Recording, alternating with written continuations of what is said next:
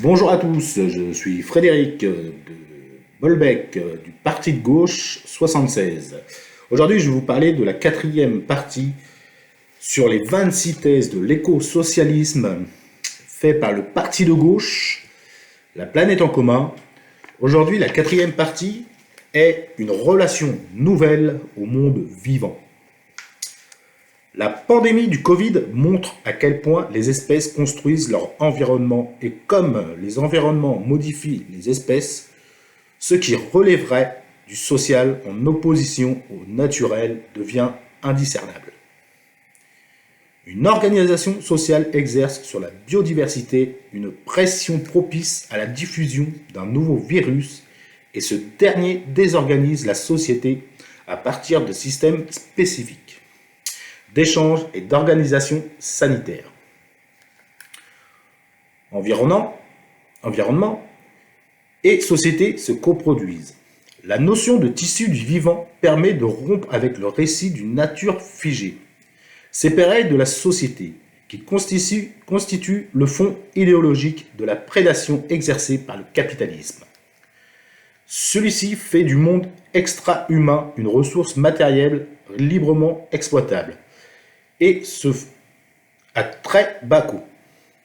La maltraitance et la surexploitation animale, la brevetabilité du vivant et des savoirs du peuple autochtone servent la marchandisation.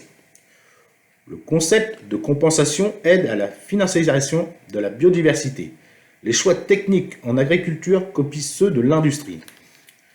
Or, la centralité des relations a émergé dans les sciences. Le concept d'écosystème insère l'espèce humaine dans le tissu du vivant. L'écologie scientifique et l'histoire environnementale montrent des natures historiques changeantes entre évolution et facteurs environnementaux. L'éthologie remet en cause la description de l'humanité, seule détentrice de capacités et de comportements beaucoup plus largement partagés. Les microbiotes propres à l'humain font de chacun ou chacune un monde contenant des mondes, vivant grâce aux symbioses. La conscience de la cause animale progresse fortement ces dernières décennies, permettant également la prise de conscience de l'articulation entre toutes les formes de domination instituées par le capitalisme. Le capitalisme a coproduit l'état actuel dégradé du tissu du vivant, faisant entrer la Terre dans le capitalocène. L'écosocialisme vise un rétissage radicalement différent des relations entre humains, humanité et tissu du vivant, accordant une valeur non marchande, ni aliénable, ni échangeable à la préservation de la biodiversité, faisant place au bien-être animal, choisissant des techniques qui relèvent de faire avec. Je précise bien de faire avec, et de la coopération. Voilà pour la partie 4.